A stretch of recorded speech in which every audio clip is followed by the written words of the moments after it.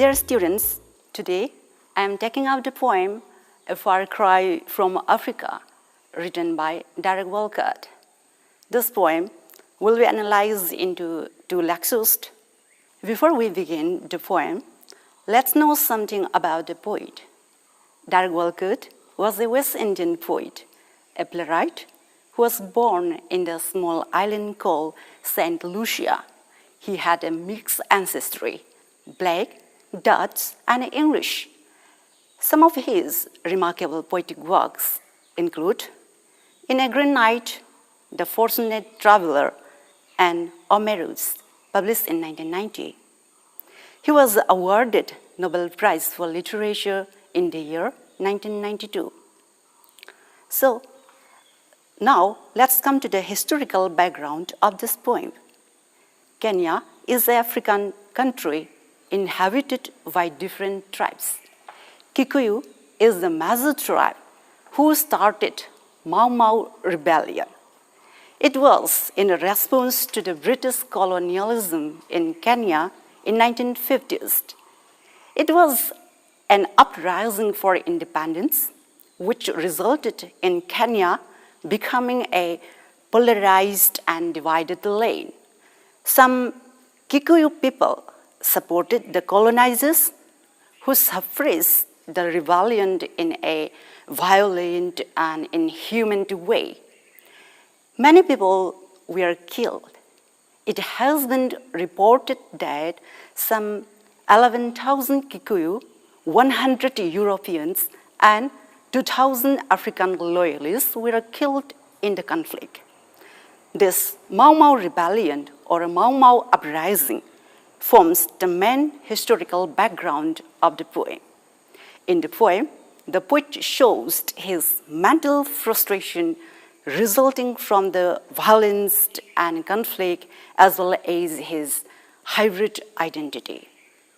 Now, let's start the poem, A Far Cry from Africa. The poem was published in 1962. Let's first look at the first stanza of the poem. A wind is ruffling the tawny pelt of Africa.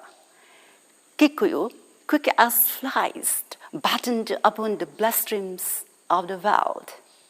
Corpses are scattered through a paradise.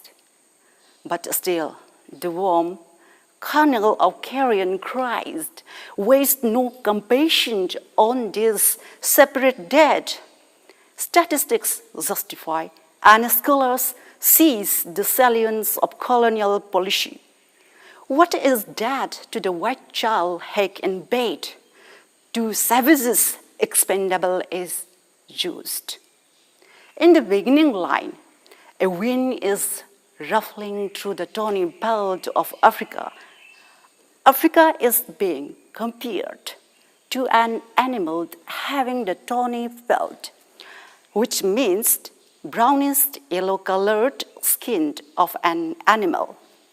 Here, we get an image of the yellowish surface of the African land, which is its natural color. A wind symbolizes some force which can affect the peaceful existence of the country. The line in the whole suggests the advent of the colonizers, here, British colonizers, affecting the country. The analogy between Africa and an animal is noteworthy. In the line, Kikuyu, quick as flies, batten upon the bloodstreams of the world. Kikuyu, the major tribe in Kenya, are compared with flies. Just like flies, they live, grow, and become fat in the midst of violence, blood, dirt, and decay. The violence and bloodshed is so rampant that blood flows like a stream, suggesting that it is a regular common sight there. And you can just imagine blood flowing like streams in the plain. It is a perfect imagery to describe the situation. Most of the Mau Mau fighters are from the Kikuyu tribe. The poet seems to pour down his blame on them for the bloodshed in the region. Now, causes are scattered through a paradise, but still the warm kernel of carrion Christ wastes no compassion on this separate date. Statistics justify, and scholars seize the salience of colonial policy.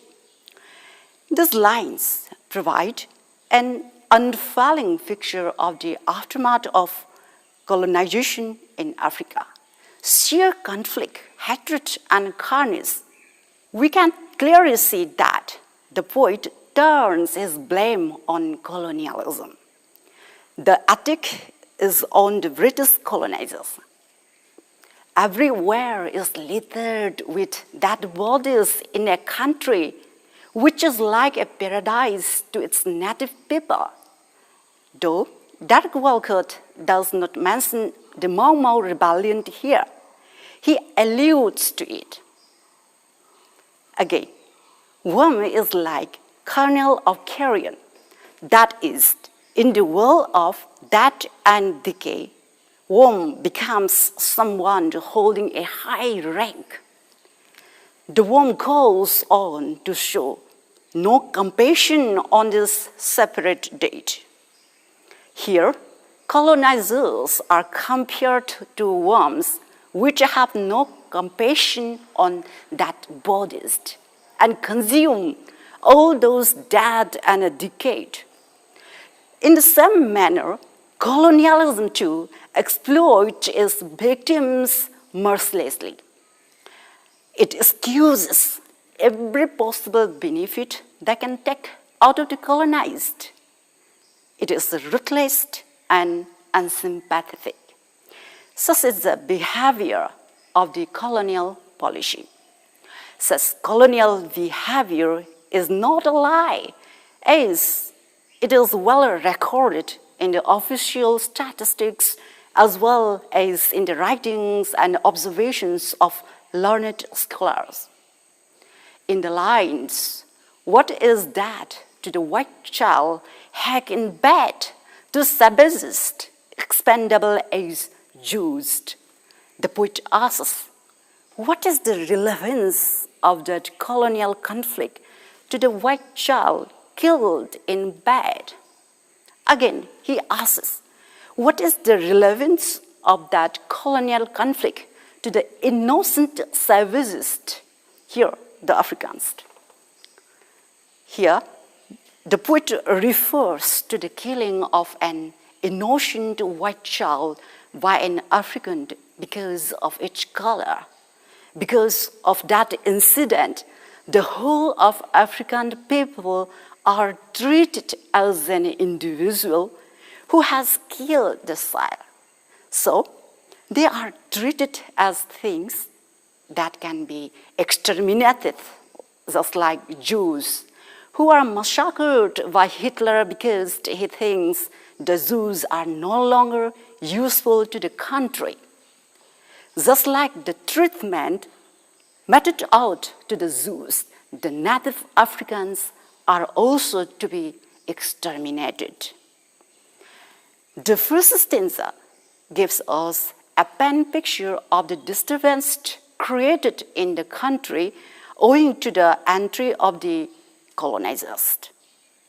It draws on the events of Mau Mau rebellion and the resulting antagonism between the colonizers and the colonized, and subsequent bloodshed and loss of humanity. And it is obvious that the poet does not take side of either of the two. He feels both sides are responsible for all those horrible, violent sides in the country. He uses imageries to effectively portray the violent situation in the troubled country. He is against whoever committing violence. Next, let's come to the second stanza of the poem. Traced out by beaters, the long rushes break in a white dust of ibises, whose cries have wailed since civilization's dawn from the parched river or besteaming plain. The violence of beast on beast is read as natural law, but upright man seeks his divinity with inflicting pain. These lines present a hunting picture where people use sticks and beat in the midst of long grass called rushes in order to catch ibises. An ibis is a long-necked bird with long legs and beak. In that beating, the rushes break and ibises fly off just like the rise of white dust. The ibises are driven out collectively in a convenient area where they will be either caught or killed. In Africa, this hunting activity is a common phenomenon which has existed since time immemorial. Again, the parched river or besteaming plain suggests the harsh reality of Africa before civilization. The African civilization emerges from the dried river or beast-infested valley. Here, the whole picture of hunting the birds is nothing but the explanation of how the colonial masters treat the colonized. The poet brings in a picture of hunting in order to show his point clearly. Then, what is his point? It is the barbarism, brutality of colonialism, hunting down of people like hunting down of birds and animals. Here, ibises represent the Africans, the colonized, the oppressed, whereas the hunters represent the British colonizers. The British colonizers are the hunters, and the colonized are the hunted. The colonizers are dehumanizing the colonized, their subjects.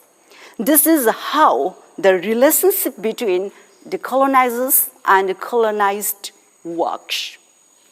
These lines show not only a clear picture of how Africans are tortured, dehumanized by the colonizers, but also the utter ironic situation created due to the advent of colonialism in the country.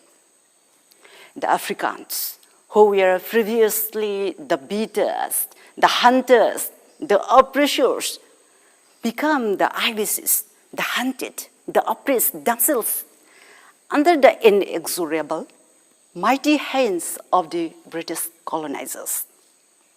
Here, we see a turn of situation.